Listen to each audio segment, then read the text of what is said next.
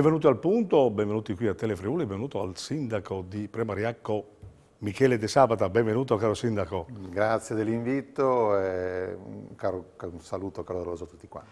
Allora, prima di iniziare la chiacchierata con il sindaco, io voglio esprimere le condoglianze alla famiglia di Omar Monostier, un direttore autorevole, di grande professionalità, dallo stile impeccabile, per cui le condoglianze le estendo anche a tutti i collaboratori, colleghi del Messaggero Veneto e del Piccolo. Quindi è una presenza che mancherà perché ha contribuito senz'altro alla crescita della nostra regione.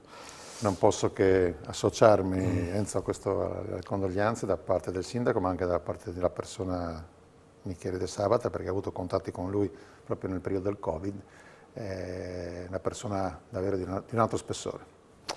Bene, voltiamo pagina allora e parliamo un momentino del tuo comune, perché l'ultima volta che sei stato mi hai detto ho delle novità, eccetera, e difatti le nuove opere stanno nascendo. Parlacene perché è una cosa importante in questo momento. Adesso scherzando devo dire ogni volta che mi inviti c'è una novità Premariacco. Va bene, insomma, che porto bene, dai. Penso che i cittadini ti faranno una richiesta di invitarmi più spesso. Senz'altro c'è un programma che come tutti si sviluppano nel nostro mandato, e quindi ci sono alcuni punti del nostro comune che devono essere messi a posto, quantomeno hanno delle priorità.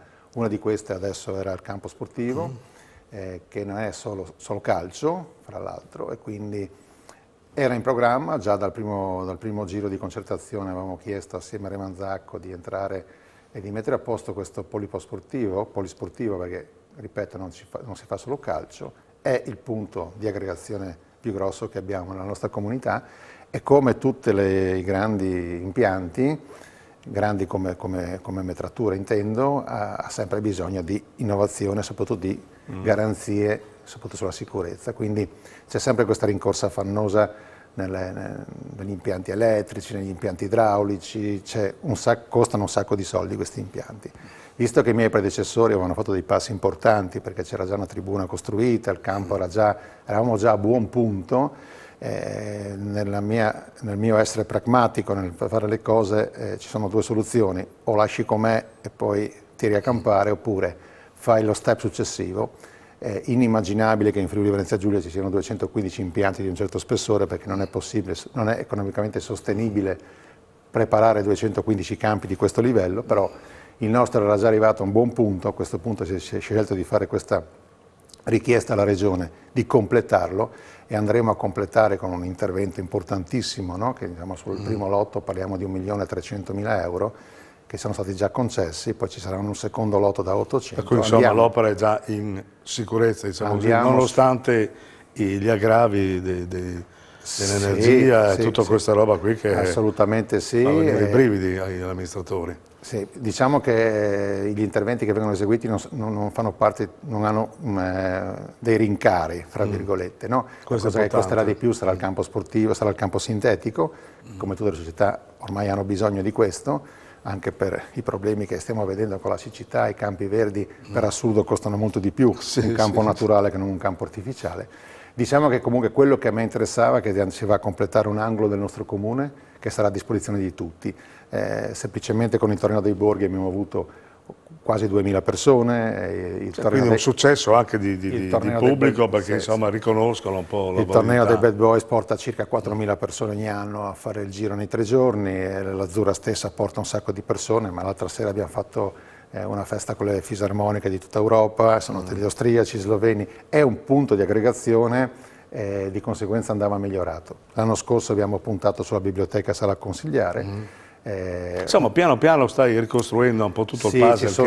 Ci sono ancora ovviamente parecchi punti da mettere a posto, e ci stiamo provando. Ci saranno altre novità, chissà che magari non tornerò presto. Ma allora le tieni per la prossima volta, dai. Ecco, il bilancio come lo chiudete? Perché il bilancio è Noi siamo uno di quei gruppi fortunati che abbiamo una ragioneria straordinaria. Ovviamente siamo in una comunità, all'interno della comunità noi abbiamo la ragioneria assieme, e di conseguenza lavoriamo con un ritmo elevato di qualità. Abbiamo già chiuso i bilanci in anticipo rispetto a tutti, tanto è vero che ci siamo anche preoccupati del fatto che poi tutti gli aumenti che sono stati sarà probabilmente per noi il prossimo anno un problema. Diciamo che quest'anno ci salviamo, con il fondone Covid è rimasta ancora una parte di soldi non spesi, fortunatamente il governo ci ha dato l'ok per questi e quindi andremo a coprire questo gravissimo problema che sono le spese energetiche e credetemi che è gravissimo, ci saranno dei problemi enormi attualmente per alcuni comuni che ancora non hanno chiuso il bilancio, ma il prossimo anno la coperta davvero sarà corta perché mancheranno un sacco di soldi a tutti e non ci sarà il fondone Covid che andrà a darci una mano. Bisognerà trovare queste risorse. Ringrazio la Regione che ci ha dato una mano importante, tale quale quello che ha fatto il governo centrale, che ha dato una percentuale di contributo a tutti i comuni d'Italia, ma altrettanto ha fatto la Regione, anche se non era il suo compito, e ci ha dato altrettanti soldi per poter darci una mano. Il sostegno c'è stato per mettere in sicurezza in sostanza. Sì, questo è un grazie enorme che va ovviamente alla finanziaria. Con le tasse che i cittadini? No, per Mariacco siamo bene, uso questo metro di misura perché mi fa comodo anche dirlo, perché continuino a farlo. Siamo al 150° posto in Italia sul 5 per 1000 riversato al comune di Premariacco. Insomma un successo, complimenti, perché insomma su 8.000 comuni non è uno scherzo. C'è una tradizione favorevole, ci sono alcuni più avanti di noi di comuni friulani, e quindi vuol dire che c'è tradizione, c'è credibilità anche nel comune stesso, perché dare il 5 per 1000 al tuo comune è un'operazione non solo intelligente, ma un'operazione di fiducia che si dà verso l'amministrazione. Ringrazio i cittadini, ma questo è anche un altro segnale che ci sono i contribuenti che lo fanno, perché poi sono loro. È chiaro, ma c'è anche una coesione di comunità, insomma, quindi un idem sentire per rinascere, perché non dimentichiamo che tu hai preso una situazione difficile, comunque complicata, ma da mettere a posto, quindi stai uscendo molto bene, insomma, ecco.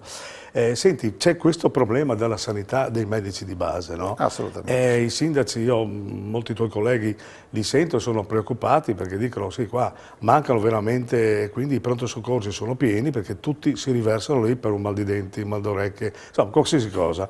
E quindi i sindaci sono molto preoccupati. Io penso che magari un'azione anche, non dico forte, ma comunque decisa nell'ambito del Lancio o delle varie comunità vada fatta, perché i cittadini, insomma, è un allarme generale in sostanza. Se ne parlava prima a telecamere spente, la programmazione deve essere fatta a bocce ferme e deve essere fatta con molto anticipo. Porto il mio esempio del comune di Premariacco, noi abbiamo due medici che riescono a coprire per adesso, però tutti e due sono già in pensione, tra virgolette, quindi potrebbero staccare la spina domani mattina. E quindi c'è da pensare a che cosa potrà succedere. È evidente che il pensiero non può essere fatto solo dal sindaco, certo il sindaco può spingere per fare questo, però cercare dei medici non si inventano dall'oggi al domani, però il fatto che il medico non venga a fare il medico condotto, il medico in paese, in comune, secondo me una soluzione ci deve essere, ci può essere, e senz'altro la parte economica può e deve contare. Ci sono quelle professionalità, secondo me, anche sottopagate, e quindi bisogna incentivare soprattutto la montagna. Per esempio nessuno vuole andare in montagna e quindi un qualche cosa bisogna... Qualcuno dice che magari gli specializzandi in attesa di potrebbero affiancare, quindi dare una mano per le prime cose. Però insomma, la passione per curare i propri cittadini, la passione del medico di una volta, quello di andare in una comunità e crescere assieme alla comunità, ha bisogno secondo me di un intervento che spazia sia da quello economico e sia dai vari benefit che si possono dare. Questo vale sia per i medici, ma l'altro grandissimo problema che ci sta attanagliando tutti quanti i nostri comuni è quello dei dipendenti, per esempio, quello dei professionisti. Lì sì, è un allarme costante, mi pare. Mamma mia, stiamo uscendo in questi giorni con un concorso, noi cerchiamo all'interno siamo 5 comuni che andiamo a fare un concorso, cerchiamo oltre 10 figure che sono architetti, geometri, ingegneri. Tanti sono andati in quiescenza, per cui tanti magari sono venuti, sono andati, per cui hanno cercato ed è un problema, permettetemi, gravissimo per quanto riguarda un comune, perché poi gli uffici tecnici sono il motore trainante di quello che è la vita e di quello che è la spesa, perché ricordiamoci che i comuni, fra l'altro, sono un bancomat straordinario per quanto riguarda i lavori pubblici, perché i soldi ci sono e devono essere spesi, quindi lì c'è il lavoro. In questo momento qua il 110 ce li ha portati via perché tutti quanti pensano che è troppo facile fare i soldi facendo un pollaio o mettendo a posto la casa del signor Appina. In questo momento qua hanno un sacco di lavoro, quindi nessuno si sogna di venire in comune. Attenzione che fra un po' ci sarà anche un ritorno perché poi il 110 finirà.